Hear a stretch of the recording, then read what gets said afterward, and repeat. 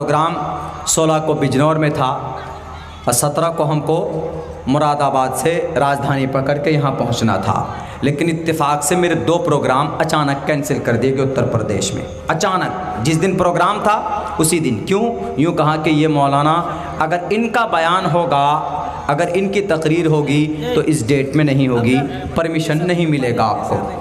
मना कर दिया। अगला प्रोग्राम भी सेम उसी सिचुएशन का।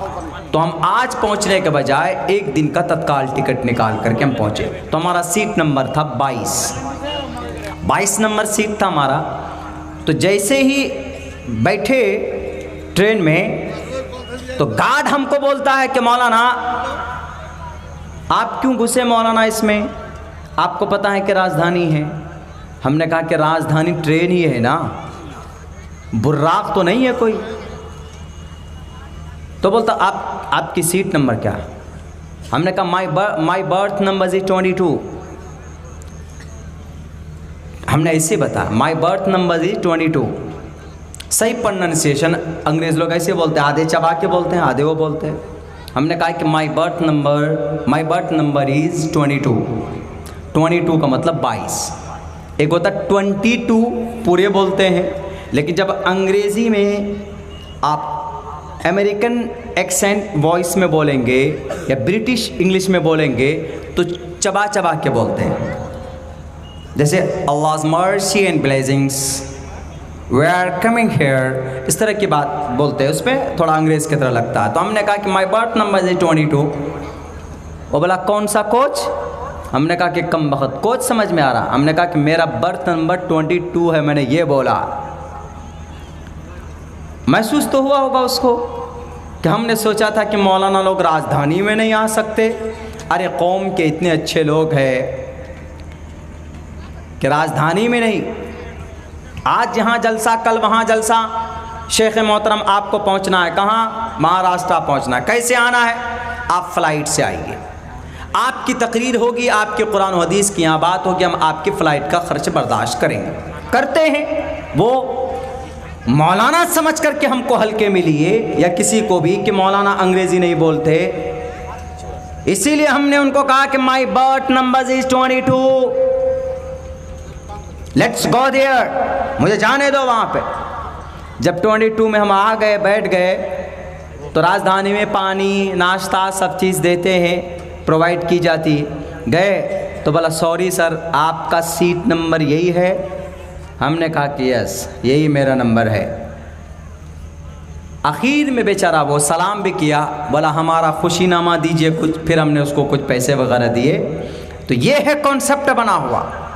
कॉन्सेप्ट ये बन गया है कि जो मुस्लिम होगा, जो दाढ़ी और कुरान और टोपी और कुर्ता पजामा वाला होगा, वो कुछ दुनिया के बारे में जानता ही नहीं, यही सोचते हैं। हालांकि अल्लाह तबारक व तआला ने इस कुरान को पुराना, ऐसा नहीं कि पुराना हो गया कुरान, इसके कानून पुराने हो गए बदल दो, नहीं। To the day of judgement Quran कब तक के लिए है? क़यामत तक के लिए। और इसका हुक्म, इसका आर्डर कब तक के लिए? क़यामत तक के लिए। मेरे भाइयों, एहसास कम तरी का शिकार मत होइए, आगे बढ़िए।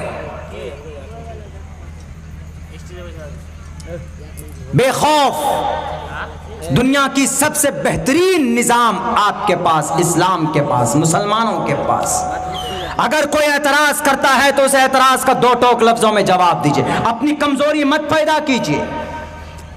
गलती हम लोगों से भी कभी कभी हो जाती है, हमारी कमज़ोरी को दबाने की किसी को वो मिल जाता है कि नहीं मौलाना आपने ये गलती की है, आपने ये गलती की है, तो कोर्ट कचहरी का चक्कर लगाना पड़ता है।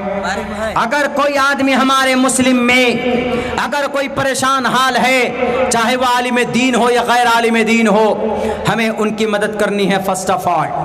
दूसरे नंबर पर अगर किसी गैर मुस्लिम भाई से हमें नफरत नहीं करनी, हमें गैर मुस्लिम भाई से कोई गिला शिकवा नहीं। गैर मुस्लिम भाई बस उनका जुर्म इतना है कि वो अपने धार्मिक शास्त्रों को नहीं पढ़ते। हमने कहा था यही चंपारण में अभी कुछ दिनों पहले, उस गांव का प्रोग्राम अगर आप देखेंगे तो वहां 70% तकरीबन यादव और गैर मुस्लिम थे उस प्रोग्राम में। और उस प्रोग्राम में जो पिंडाल है, इस पिंडाल में वहाँ कारपेट बिछाया था, दरी वगैरह, उस दरी को बिछाने के लिए हमारे मुस्लिम लोग नहीं थे, बल्कि उस पूरे गांव के यादव लोग झाड़ू लगा लगा कर, यहाँ तक कि हमारी गाड़ी जो खड़ी थी वो यादव भाई के घर में खड़ी थी, यहाँ तक कि हमारा जो ड्राइवर था वो आदमी उनके दरवाजे पर जाकर बैठा, शायद चाय भी पिलाई, पानी पिलाया, बातचीत की। ये भाईचारा आज भी मौजूद है।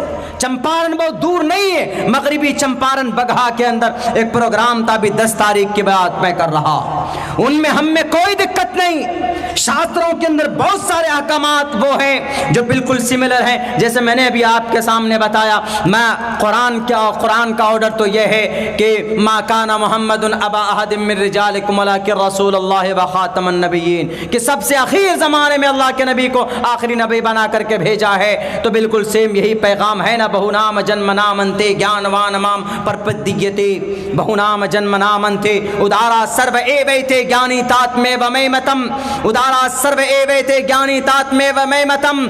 आस्थितः, मानो इस बात को, आस्थितः सर्व एवैते ज्ञानी, और जिसको मेरा ज्ञान होता है, जिस पर मेरी कृपा होती है, उसी को मैं अपना ज्ञान दिया करता हूं, ऐरों गैरों को नहीं।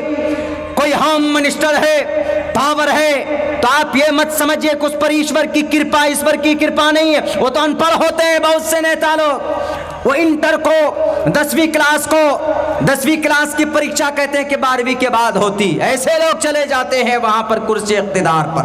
आप झूठ बोलने लग जाओ, आज आप सबसे बड़े नेता बन जाओगे। ईश्वर की कृपा उस पर होती है जो कौम के, समाज के लिए अच्छा काम करता है, भला करता है। अल्लाह जिसको चुनता है, ऐसे वैसों को नहीं चुनता, नबुवत के लिए अपने खास बंदों को चुनता है।